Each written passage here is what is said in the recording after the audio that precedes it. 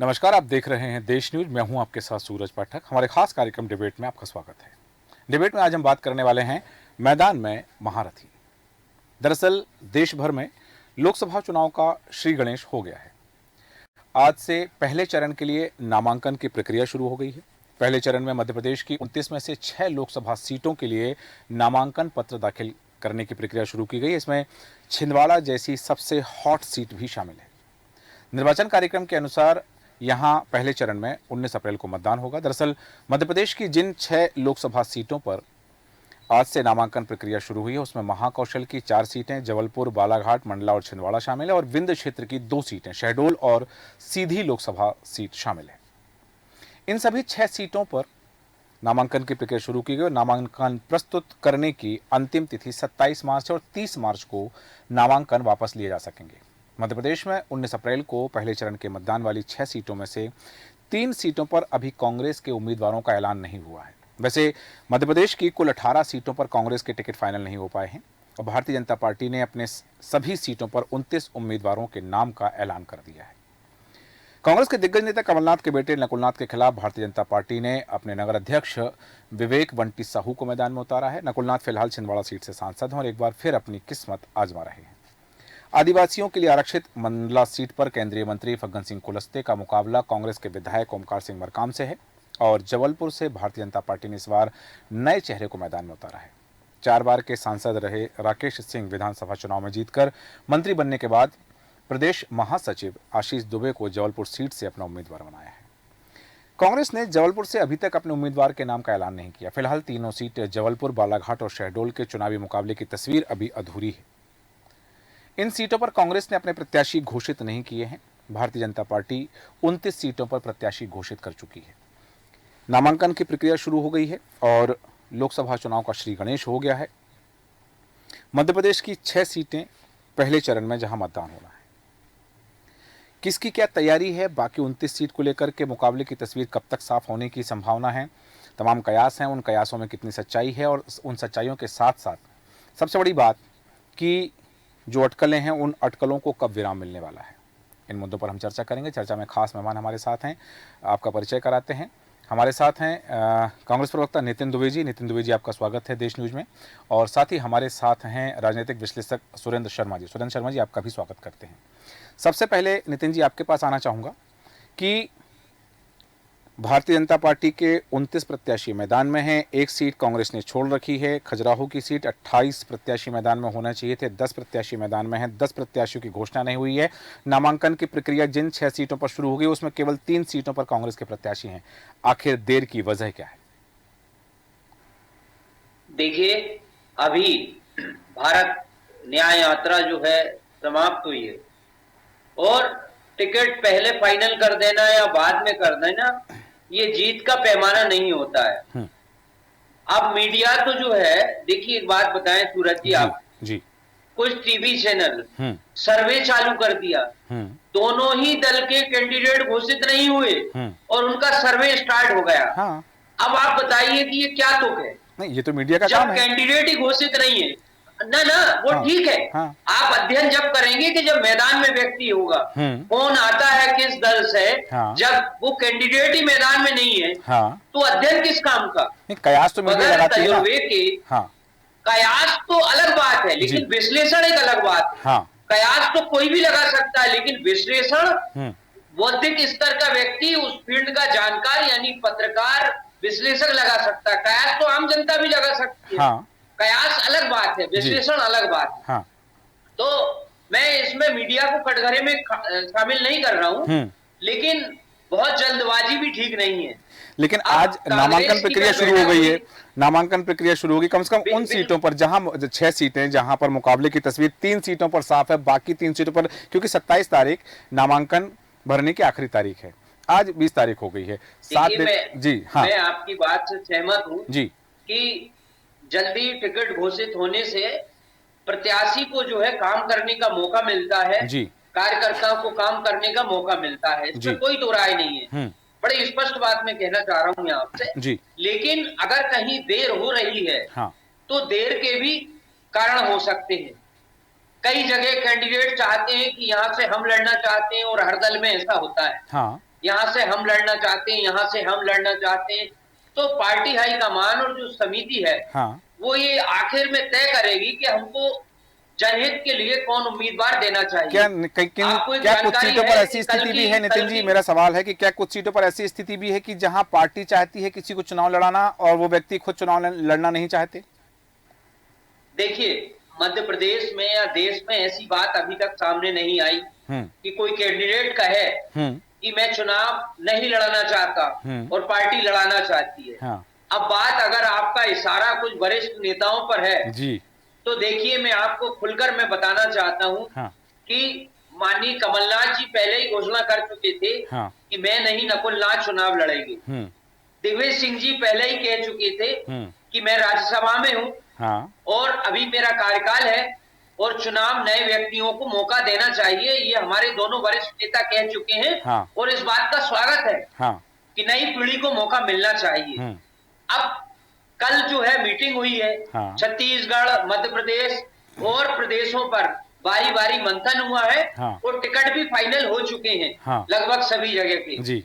लेकिन हो सकता है कि आज रात तक आपको लिस्ट मिल जाए, या सुबह सुबह 10-11 बजे लिस्ट मिल जाए। सभी को इंतजार है। देखिए, अंतिम टाइम में भी नामांकन भरने की अंतिम तिथि तक भी टिकट फाइनल होते हैं और बदले जाते हैं। बराबर ये कांग्रेस से ही मतलब नहीं, भारतीय जनता पार्टी में भी ढोल धमाके लेके कलेक्टेड लोग पहुंच गए और वहां से किसी और का फार्म भर गया, दूसरा जो भरने गया था वो लौट आया। तो ये स्थितियां बनती हैं सूरज जी, आपने भी देखा है इतनी पत्रकारिता में।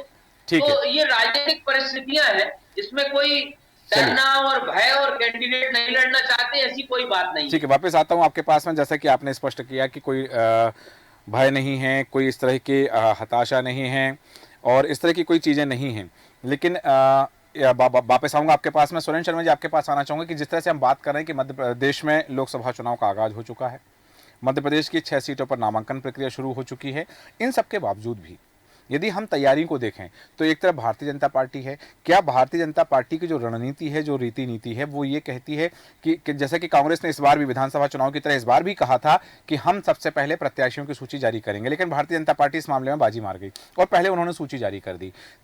तैयारियों को लेकर के यदि विश्लेषण किया जाए तो कौन सा राजनीतिक दल, चाहे मुद्दों को लेकर के, जनता के बीच जाने को लेकर के, प्रत्याशी की घोषणा को लेकर के, या फिर तमाम तैयारियों को लेकर के, कौन सा राजनीतिक दल इस समय आपको लगता है कि वो फ्रंट पे आकर के लड़ाई लड़ रहा है? सूरज जी, मेरे 50 साल के कैरियर में जी मैंने आज तक ये नहीं देखा कि किसी भी दल ने, एक दल को अभी देख रहा हूँ मैं, एक दल को छोड़ के किसी भी दल ने सबसे ज्यादा पहले तैयारी की हो। ये तो एक अलग बात हो गई जी। मगर अभी भाई साहब ने कहा, पंडित जी ने जी, कि हमारे यहाँ यात्रा, कौन सी यात्रा बता रहे थे वो? न्याय यात्रा, भारत जोड़ो न्याय यात्रा। जी, न्याय यात्रा। चलो, न्याय यात्रा कोई खड़गे जी तो जा नहीं रहे हाँ यात्रा में। हाँ। और खड़गे जी अध्यक्ष हैं। हाँ। तो खड़गे जी को सूची जारी करना है, हाँ, ना कि राहुल गांधी को। हाँ, ठीक है ना। तो देर का कारण तो समझ में नहीं आता है। फिर दूसरा कारण बताया कि भाई अभी सूची जारी होगी जी, माने एक रोटी खाने के बाद में दूसरी रोटी के लिए 10 मिनट का इंतजार कर सकते हैं? सही बात, कोई भी कर सकता है जी, सही उदाहरण नहीं कर सकते हो ना जी। तो अब इनके यहाँ क्या है, कैंडिडेटों का टूटा पड़ गया है। वो कैंडिडेट चुनाव लड़ने ही नहीं चाहते। उनको समझ में आ गया है मध्य प्रदेश में कि कांग्रेस कहीं भी टिक नहीं पा रही है। पूरे चाहे 1 सीट ले लो या 29 सीट ले लो आप, चाहे वो आज सूची जारी कर दें या कल जो सूची जारी कर दें। क्या है, ये पार्टी जो है ना, शुरू से ही जब से देखा है एसी की पार्टी है सूरज जी। ये काम, इनके कार्यकर्ता काम करना ही नहीं चाहते। इनके जो पदाधिकारी हैं वो बैठे रहेंगे, किसी से मिलना पसंद नहीं करते। दूसरी बात, आप तो अभी जो नए नवेले जो अध्यक्ष बने हैं जी, क्या नाम है, सीताराम पटवारी जी, जीतू पटवारी है ना, जीतू पटवारी जी। तो उनको देख लीजिए आप। पहले दिन तो ऐसा लगा था कि हाँ अब कांग्रेस जिंदा होने वाली है, अब कांग्रेस जिंदा होने वाली है। उसके 4 दिन बाद समझ में नहीं आ रहा है कि कांग्रेस में अध्यक्ष बनाया कि नहीं बनाया, काम हुआ है कि नहीं हुआ है, क्षेत्र में जा भी रहे हैं कि नहीं जा रहे। हम आज भी लोगों के मिलते जुलते हैं। कभी अभी 20-25 जिले हम दौरा करके आए थे जी, कुछ अपने कारणों से जी। ना कि राजनीतिक कारणों से। जी मैंने हमने लोगों से पूछा कि भाई कांग्रेस के लोग पदाधिकारी या कार्यकर्ता, बोले भाई साहब इक्का दुक्का अगर देखा जाए तो ठीक है, हाँ दिखते हैं तो बीजेपी के कार्यकर्ता देखते हैं हमें, बीजेपी के पदाधिकारी देखते हैं। तो इनका के जो पंडित जी का कहना है, हाँ पहले तो पंडित जी पार्टी में समन्वय बनाए।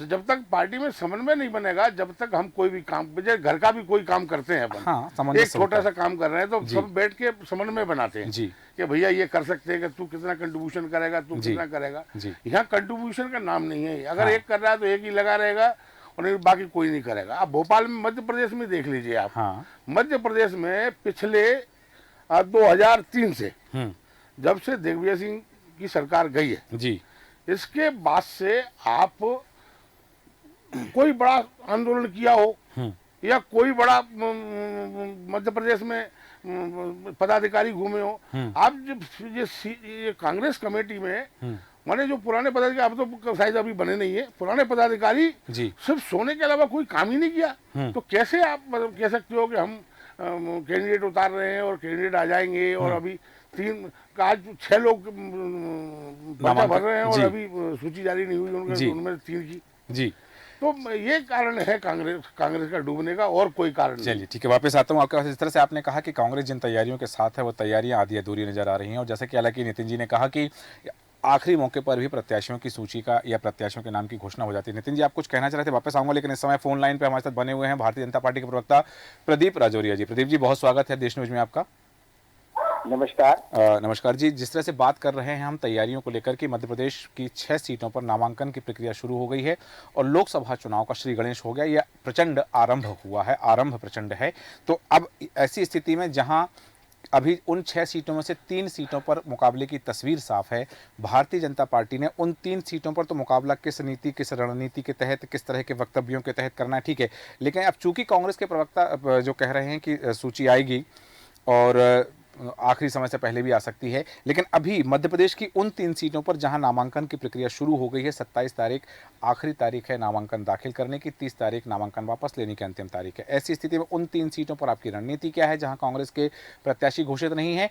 क्या वहां आपको क्लीन स्वीप मिलने का है कि हाँ हम खुले मैदान में लड़ रहे हैं, जो आएगा उसको देखा जाएगा, या फिर कुछ और रणनीति है भारतीय जनता पार्टी की, और साथ ही तैयारियां क्या हैं 29 सीटों के लिए मध्य प्रदेश की? देखिए, भारतीय जनता पार्टी संगठन की तैयारियां चुनाव को लेकर पूर्व से जोरों पर चल रही हैं। उसी का परिणाम कि भारतीय जनता पार्टी के जो कार्यक्रम होते हैं, बूथ विजय अभियान, विकसित भारत यात्रा अभियान, जितने भी भारतीय जनता पार्टी के प्रदेश आह्वान पर कार्यक्रम आयोजित किए गए हैं, जैसे अभी बूथ विजय अभियान का हमारे मध्य प्रदेश के लगभग 65,000 बूथों पर भारतीय जनता पार्टी के प्रत्येक कार्यकर्ता नियमित 2 घंटा देकर देश के यशस्वी प्रधानमंत्री माननीय नरेंद्र मोदी जी के जो विकास कार्य करा रहे हैं, ऐसे लाभार्थियों से संपर्क हम लोग कर रहे हैं। और आप तय मानिए, भारतीय जनता पार्टी चुनाव की दृष्टि से बहुत आगे है, और अभी चुनाव की बेला में है हम, और कांग्रेस का आता पता नहीं हूँ। इसका मूल कारण मैं आपको बताता हूँ। कांग्रेस की दशा ऐसी क्या हुई, व्यक्ति, संस्था और कोई भी संगठन जिसकी नीति ठीक नहीं होती, उसकी दशा यही होती है, उसका खामियाजा कांग्रेस आज भोग रही है। प्रदीप जी, मैं रोकना चाह रहा हूं आपको। जैसा कि आपने कहा कि बहुत अच्छी स्क्रिप्ट आपने पढ़ी, लेकिन यहाँ एक सवाल, जो मेरा सवाल था वो चीज, दूसरी चीज इसमें ऐड ऑन करना चाहूंगा कि क्या कांग्रेस की कमजोरी का फायदा उठा करके भारतीय जनता पार्टी जीत के रथ पर सवार होना चाहती है, या फिर अपनी उपलब्धियों के दम पर? आज सबके सामने किसी से छुपी नहीं है, जनमानस के बीच में भी कांग्रेस की क्या पोजीशन है सबको मालूम है। नहीं, मेरा प्रश्न है कि भारतीय जनता पार्टी जीत के रथ पर सवार होना चाहती है तो कांग्रेस की कमजोरी के कारण या अपनी उपलब्धियों के कारण? भारतीय जनता पार्टी का विजन है, देश के यशस्वी प्रधानमंत्री माननीय नरेंद्र मोदी जी ने जो देश के जनमानस के लिए विकास कार्य कराए गए हैं, और समाज के सभी वर्ग के लोगों के लिए लोक कल्याणकारी योजनाओं के माध्यम से जो लाभ दिलाने का काम किया है। और दूसरी बात, देश के यशस्वी प्रधानमंत्री माननीय नरेंद्र मोदी जी ने जो भारत देश को विश्व में नई पहचान दी है, उससे प्रेरित होकर आप तय मानिए। कौन सी नई भारतीय पहचान की जनता बात कर रहे हैं? पार्टी- मैं जरा स्पष्टीकरण चाहूंगा कि भारत को कौन सी नई पहचान दी है कि भारत का कुछ नाम बदल गया है, भारत में कुछ और अलग ऐसा हो गया कि विश्व किसी और नाम से जानता है? कौन सी नई पहचान दी है प्रधानमंत्री नरेंद्र मोदी ने भारत को, जरा मैं जानना चाहूंगा प्रदीप जी आपसे। देखिए, कोरोना काल एक उदाहरण मैं देता हूँ। हाँ। आज लोकतंत्र और विश्व की सबसे बड़ा पॉपुलेशन भारत देश में थी।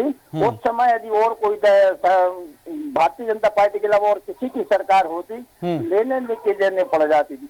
वहीं देश के यशस्वी प्रधानमंत्री माननीय नरेंद्र मोदी जी ने जिस तरीके से अपनी सूझबूझ के दम पर भारत के लोगों को सुरक्षित किया, वरना अपनी वैक्सीन देकर अन्य देशों के लिए जो भारत सरकार ने जिस कंपनी से वैक्सीन खरीदी थी उस कंपनी ने करोड़ों रुपए चंदा दिया है भारतीय जनता पार्टी को। प्रदीप जी, भारतीय जनता पार्टी को चंदा नहीं लिया है। चंदा तो पहले कांग्रेस की सरकार में हुआ करता था।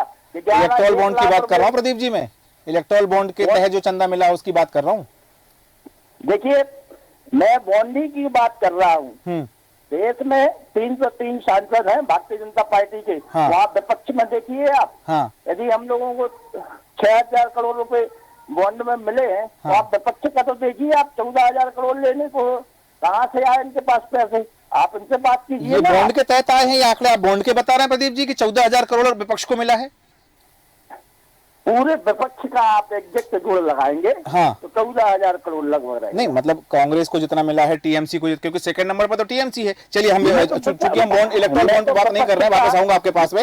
वापस आऊंगा। इस समय हेमंत जोशी जी हमारे साथ जुड़े हुए, आम आदमी पार्टी के प्रवक्ता। हेमंत जी, बहुत स्वागत है आपका देश न्यूज में।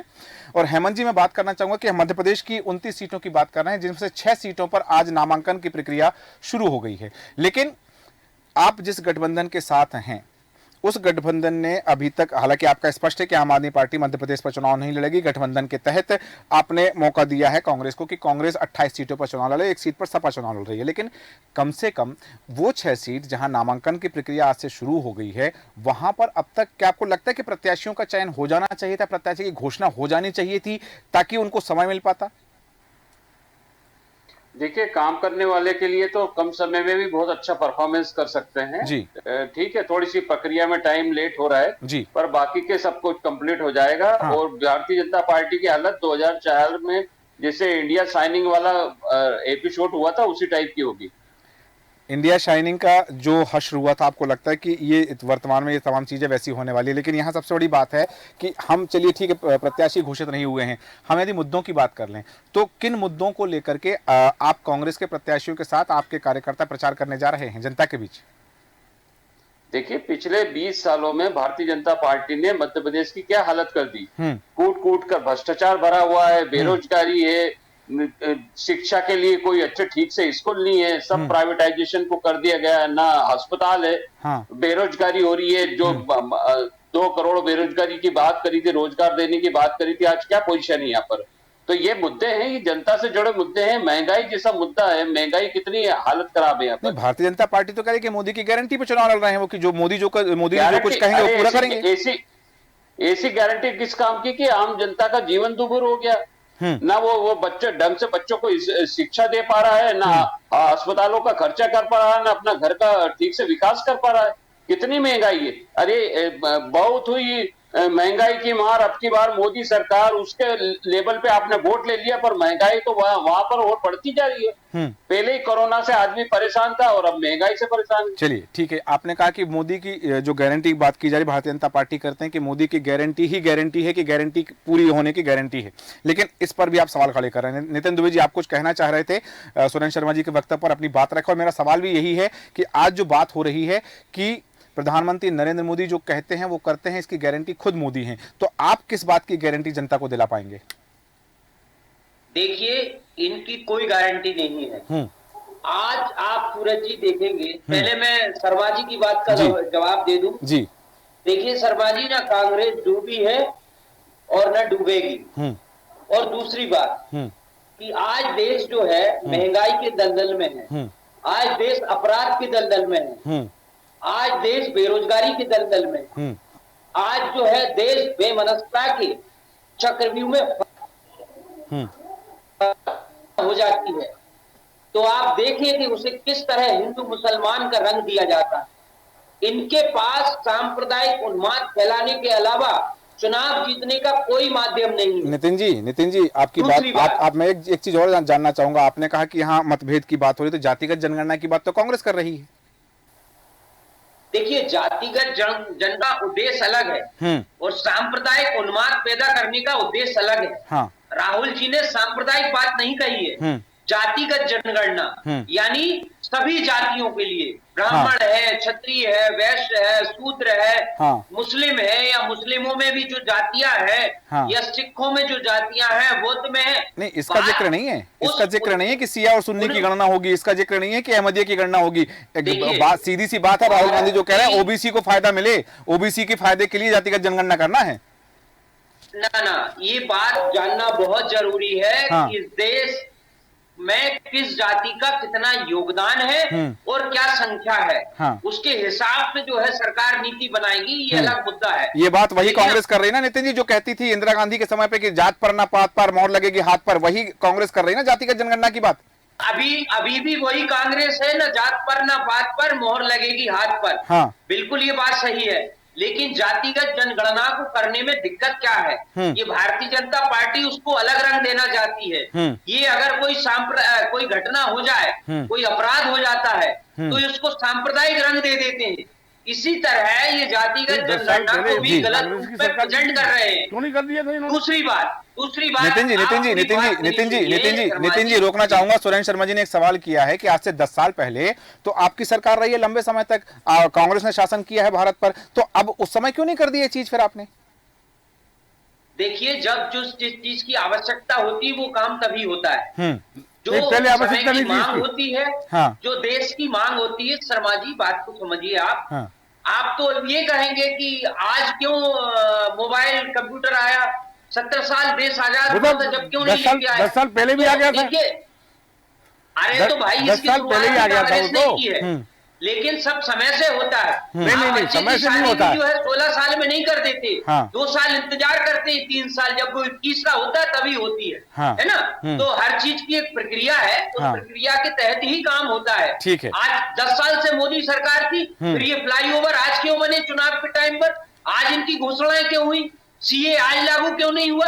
सवाल तो ऐसे कई खड़े होते हैं। सवाल तो तब भी खड़े होते हैं कि फ्लाईओवर कांग्रेस की सरकार में क्यों नहीं बने। सवाल तो तब भी खड़े होते हैं कि ये जो आज जो प्रगति हो रही है कांग्रेस के शासनकाल में क्यों नहीं। तो सवाल तो उस पर भी खड़े होते हैं नितिन जी। देखिए, प्रगति तो उस समय भी थी, और प्रगति जो है आराम शर्मा जी, अभी के पास के मान से होती जी। जब आपके घर में, आपका घर 5 कमरों का है, लेकिन जब आपके बच्चे बड़े होते हैं, बहुएं आती हैं, तो आप स्वाभाविक 10 कमरे बनाते हैं। चलिए ठीक है। लेकिन आप ऐसा थोड़ी कि बहू और बच्चों के लिए पहले से ही 10 कमरे बना के खड़े कर दें। चलिए ठीक है, वापस आता हूँ। आपने कहा कि समय होता है, जब समय आता है तब प्रगति होती है। ठीक है, सुरेंद्र शर्मा जी आप कुछ कहना चाह रहे हैं? और जो लड़के वाला घर नहीं है पंडित जी, ये देश है और देश के लिए 25 साल पहले प्रोग्राम बनाना पड़ता है। 25 साल आगे का, 25 साल आगे का प्रोग्राम बनाना पड़ता है कि हम आज 25 साल के बाद में कितनी जनसंख्या पैदा होगी और कितना छोड़ा रोड वोट बैंक का माध्यम नहीं है। और देश हमारे लिए घर है, आप 20 साल की बात कर रहे हो, 20 साल की बात कर रहे हो पंडित जी। देश के सभी आप सुनिए, मैं नहीं बोला आपके बीच में, आपके बीच में मैं नहीं बोला, बिल्कुल सुनिए आप सुनिए मेरी बात सुनिए। नहीं, मैं बाप एक बार नहीं, मैं बोला नितिन जी शर्मा जी का वक्तव्य पूरा हो जाने दीजिए। आपका वापस आऊंगा, आपका वापस आऊंगा नहीं हूं मैं, और मैं निवेदन करता हूं जी। नितिन जी आपके पास आऊंगा तब जवाब दीजिएगा। आपके पास आऊंगा तब जवाब दीजिएगा। शर्मा जी अपनी बात पूरी करें। ये काम नहीं करते, ये लोग चिल्लाते हैं, लोगों को दबाते हैं। 20 आप तो दिग्विजय सिंह सरकार में देख लीजिए, बिजली नहीं थी, रोड नहीं था, शिक्षा नहीं थी, मैंने बलात्कार, हत्या, डकैती रोज ढेरों लगे रहते थे।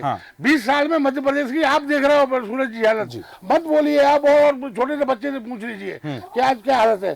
दूसरी बात, हिंदुस्तान में पूरे 10 साल में आप ये लोग बोलते हैं भाजपा ने कुछ नहीं काम किया। भाजपा ने जो लोग होते 3 काम गिनाई है, मैं 300 काम गिनाता हूँ ये, और 300 काम ये गिना 10 साल में मनमोहन के कार्यकाल के। चलिए ठीक है, जैसा आपने कहा। नितिन जी कम शब्दों में अपनी बात रखें। बिल्कुल कम शब्दों में। मैं शर्मा जी का शायद ध्यान इस तरफ नहीं है कि अभी जब से मोहन सरकार मध्य प्रदेश में आई है, कम से कम 1 दर्जन घटनाएं लड़कियों को अगवा करने की हो गई हैं, मोटरसाइकिल पर बिठाकर जो है गुनाह में अगवा कर ली गई। ये विपक्ष और की आप जिम्मेदारी क्या है बात करते सरकार हैं को सचेत हमारी करना, ऐसे विकास की। सरकार को सचेत करना विपक्ष की ऐसे जिम्मेदारी विकास है। की बात आंदोलन कर रहे करना हैं, चाहिए आपको, जिसमें महिलाओं आंदोलन को करना चाहिए भाई। खटली पर उठा के लाया जाता है और डिलीवरी रास्ते में हो जाती है। हाँ। आप क्या बात कर रहे हैं? आप बीजेपी का पक्ष लेने के लिए बैठे, आपको नहीं। देश के लोगों का पक्ष नहीं, लेना नहीं, है। नहीं, नितिन जी, नितिन भारत जी। हमारा परिवार है और भारत का हर नागरिक हमारा भाई है। ठीक है, ठीक है, आपने कहा कि ये घटनाएं हो रही हैं तो विपक्ष का धर्म होता है कि सरकार को सचेत करे और सरकार की खामियों को उजागर करे। आप कर पा रहे हैं ये चीजें? बिल्कुल हम उठा रहे हैं, आपके सामने उठा रहे हैं, इस डिबेट में इस मुद्दे को उठा रहे हैं। हाँ। और कहां उठाना चाहिए? है। विधानसभा में हमारे नेता उठा रहे हैं। हाँ, चलिए ठीक है, ना? ठीक है, ठीक है, और नितिन जी, समय नितिन समय पर जी, नितिन जी इन वापस आता हूँ। चीजों पर प्रदीप जी, प्रेस कॉन्फ्रेंस प्रदीप जी, होती बहुत सारी बातें बोलना हुई हैं। क्या नितिन दुबे जी ने किसी जो बातें कही हैं कि वर्तमान में स्थिति ये है और इन स्थितियों से जनता जूझ रही है, क्या जवाब है आपके पास नितिन दुबे जी के आरोपों का? देखिए मैं बताऊं आपको जी 2014 से जब से हमारे देश के यशस्वी प्रधानमंत्री माननीय नरेंद्र मोदी जी ने देश की बागडोर संभाली है, आप ट्रैक रिकॉर्ड उठा के नितिन दुबे जी ने बात कही मोहन यादव सरकार बनने के बाद मध्य प्रदेश में। माननीय मोहन प्रदेश यादव की बात करें, क्या प्रदेश में लड़कियों को अगवा नहीं किया गया मोटरसाइकिल में? अभी 2 महीने पहले की घटना पहले है। मेरा विषय हो जाए। ठीक है, ठीक है, नितिन जी, नितिन जी, नितिन जी, उनकी बात आ जाने दीजिए। नहीं मारा नितिन गया, जी, अभी 2 महीने पहले नितिन की जी, बात समय है। की सीमा है, उनकी बात आ जाने दीजिए। प्रदीप जी, देश के यशस्वी प्रधानमंत्री माननीय नरेंद्र मोदी जी ने जो काम किए हैं उससे आज देश का जनमानस भारतीय जनता पार्टी के साथ में है। हाँ। वही मध्य प्रदेश की यशस्वी मुख्यमंत्री माननीय मोहन यादव जी ने 90 दिन में जो अपने काम किए हैं जी, प्रदेश को विकसित प्रदेश की ओर ले जाने के लिए हाँ, ऐतिहासिक काम किए हैं। वही महिलाओं के लिए सशक्त और समृद्ध बनाने की दिशा में भारतीय जनता पार्टी काम कर रही है। जहाँ तक अपराधियों का है तो मैं बताना चाहता हूँ, मातृशक्ति को न्याय दिलाने के लिए मध्य प्रदेश की भारतीय जनता पार्टी की सरकार ने फांसी का प्रावधान किया है और जो भी घटनाक्रम हो रहे हैं उस पर चलिए नितिन जी, सख्त कार्रवाई की जा रही है। नितिन जी, चूंकि समय की सीमा है, प्रदीप जी एक छोटा सा सवाल, जब मध्य प्रदेश की भारतीय जनता पार्टी की सरकार ने दुष्कर्म के आरोपों पर यदि छोटी उम्र की बच्चियों के साथ होता है तो फांसी की सजा का प्रावधान किया है, कितने लोगों को फांसी हुई, आंकड़ा बता दीजिए जनता को। देखिए मैं बताऊं आपके लिए, देश का मध्य प्रदेश ने पहली बार प्रावधान किया फांसी के प्रावधान का। किया, बिल्कुल किया। शिवराज सिंह चौहान की सरकार थी, उस समय विधानसभा में मैं भी उपस्थित था जब ये प्रस्ताव आया था, विधेयक लाया गया था, मैं था उस समय उपस्थित। मैं जानना चाह रहा हूं कि इतने वर्षों में मध्य प्रदेश में ऐसे कितने आरोपियों को जिन्होंने कम उम्र की बच्चियों के साथ दुष्कर्म किए हैं, कितने आरोपियों को फांसी की सजा दी गई? 1, 2, 5, 10, कितना आंकड़ा है वो बता पाएंगे आप? संभवतः उन तक हमारी आवाज नहीं पहुंच रही है। हेमंत जोशी जी, आपके पास आना चाहूंगा कि मैं बात कर रहे हैं, हम चुनाव की बात कर रहे हैं, लोकसभा चुनाव की तैयारियों की, तो ये जो तमाम चीजें सामने आ रही हैं, आपको लगता है कि वास्तव में इन्हीं मुद्दों पर चर्चा होनी चाहिए चुनावों पे? जनता की बातें, आरोप प्रत्यारोप को लेकर चल रहे हैं, ठीक है, आप भी एक गठबंधन में आप आरोप लगाएंगे सत्ताधारी दल पर क्योंकि आप विपक्षी गठबंधन में शामिल है, लेकिन क्या वास्तव में जनता के दृष्टिकोण से, एक आम आदमी के दृष्टिकोण से, आम मतदाता के दृष्टिकोण से सब कुछ सही है? देखिए, भारतीय जनता पार्टी इन मुद्दों पे बात प्रचार करने दे या बात करने दे जब है ना, वो तो चुनाव के पहले अलग ही मुद्दा ले आती है और उस मुद्दे के ऊपर बात करने लग जाती है। कल ही राहुल गांधी ने यदि शक्ति का बोला है तो शक्ति कौन सी शक्ति होती है? उसको महिलाओं और बच्चियों से जोड़ दिया गया। तो ये जो प्रोपेगेंडा करते हैं, चुनाव की पूरी धारा ही बदल देते हैं। उलझ जुलझ बातों के ऊपर चुनाव लड़ा जाते हैं। मूलभूत समस्याओं पर चुनाव लड़ने जाना चाहिए जिससे जनता का हित हो। ठीक है, मूलभूत बातें होना चाहिए, जनता के मुद्दों की बात होना चाहिए। चूंकि समय की सीमा है, सुरेंद्र शर्मा जी बहुत कम शब्दों में तमाम परिचर्चा के अंतिम प्रतिक्रिया आपसे चाहूंगा। इस परिचर्चा में क्या निकल के सामने आया? मैं यही कहूंगा साहब जी कि मैंने ठीकरा भले ही किसी के सर पे फोड़ देंगे, हाँ, मगर खुद को दोषी नहीं मानते ये। हाँ, ये जितनी भी पार्टियां हैं जी, मैंने ठीकरा फोड़ने की तैयारी में रहते हैं। हाँ, माने अगर मैंने कोई गलती की है तो मैं अपनी गलती स्वीकार नहीं करूंगा, वो स्थिति है इनकी। माने ये खुद मेहनत करना नहीं चाहते और दूसरों पे आरोप लगाना चाहते हैं। हाँ, हम तो कहते हैं आप मेहनत करिए ना, खेत में किसान मेहनत करता है, फसल आती है। हाँ, अभी आप 6 सीटों पे नामांकन भरे जा रहे हैं जी। 3 सीटों की डिक्लेयर हुआ है, 3 सीट खाली है अभी। हाँ। अब वही काम नहीं कर पा रहे हो तो फिर आगे क्या होगा? वो बेचारा उम्मीदवार कब चुनाव प्रचार करेगा अपना, जी। कब लोगों से मिलेगा, कब कार्यकर्ता जोड़ेगा, कब बूथ में जाएगा वो? तो ये निचोड़ है इनका। हाँ। और दूसरी बात जो आम पार्टी वाले हैं ना भैया, हाँ, हेमंत जोशी जी, हेमंत जोशी जी, हाँ, माने चित भी मेरी और पट भी मेरी। हाँ, माने इनका खेल ये है कि तू अच्छा है तो तेरी व्यवस्था, और तू अच्छा है तो तेरी व्यवस्था। हाँ। गलत है तो हम सबकी व्यवस्था हम अच्छे हैं, ठीक है। ये व्यवस्था है। चलिए, ये जो सीधी बात आपने कही कि यहाँ एक दूसरे के सर पर ठीकरा फोड़ने की राजनीति चल रही है, अपनी अपनी तैयारियां ये देख रहे हैं कि दूसरे की कमजोरी क्या है, उस कमजोरी का हम कैसे फायदा उठा सकते हैं, इस तरह की राजनीति चल रही है। हालांकि जो बात हमारे लोकतंत्र की परिभाषा में कही गई है, दुनिया के सबसे बड़े लोकतंत्र का महापर्व जिसे हम चुनाव कहते हैं, उसे देखने पूरी दुनिया आती है और उसमें क्या चीजें होंगी पूरी दुनिया की नजर भी इस पर होगी। हालांकि बिंदु और हैं जिन पर हम चर्चा कर सकते हैं, पर समय अनुमति नहीं देता, इसलिए चर्चा को विराम देंगे। राजेश राजौरिया जी, नितिन दुबे जी, हेमंत जोशी जी, सुरेंद्र शर्मा जी, आप सभी का धन्यवाद चर्चा में शामिल होने के लिए। बात तो हो रही है कि मैदान में महारथी आ गए हैं, लेकिन उन महारथियों की तैयारी क्या है, उनकी सेना क्या है, और साथ में से और उनके पास वो कौन से शस्त्र हैं, वो कौन से उनके तुणीर में तीर हैं जिन तीरों से वो अपने विपक्षी, अपने प्रतिद्वंदी का मुकाबला कर पाएंगे। ये देखना दिलचस्प होगा किन मुद्दों पर बात होने वाली है और किसके सामने। जैसे कि अभी इन 6 सीटों की हम बात कर रहे हैं, तो 6 सीटों पर 3 सीटों का मुकाबला जहां है वहां तस्वीर साफ है, और बाकी 3 सीटों पर अभी मुकाबले की तस्वीर साफ नहीं। कब तक साफ होगी? 27 तारीख आखिरी है इन 6 सीटों पर नामांकन दाखिल करने की। क्या उसके पहले स्थिति साफ होगी, तस्वीर साफ होगी, या फिर और विलंब लगेगा? तो फिर क्या उसके बाद क्या स्थिति बनेगी? हालांकि कांग्रेस की जैसा कहना है कि बहुत जल्द हो सकता है, आज रात तक या कल तक सूची आ जाए जिनमें मध्य प्रदेश की बाकी बची हुई 18 सीटों की घोषणा हो जाए। तब देखना होगा कि मुकाबले की तस्वीर कैसी होती है और मैदान में जो महारथी हैं उन महारथियों के सामने क्या क्या शस्त्र अपनाए जाते हैं, कौन कौन से तुणीर से अपने तर्कस से तीर चलाए जाते हैं, ये देखना दिलचस्प होगा। बने रहे हमारे साथ। नमस्कार।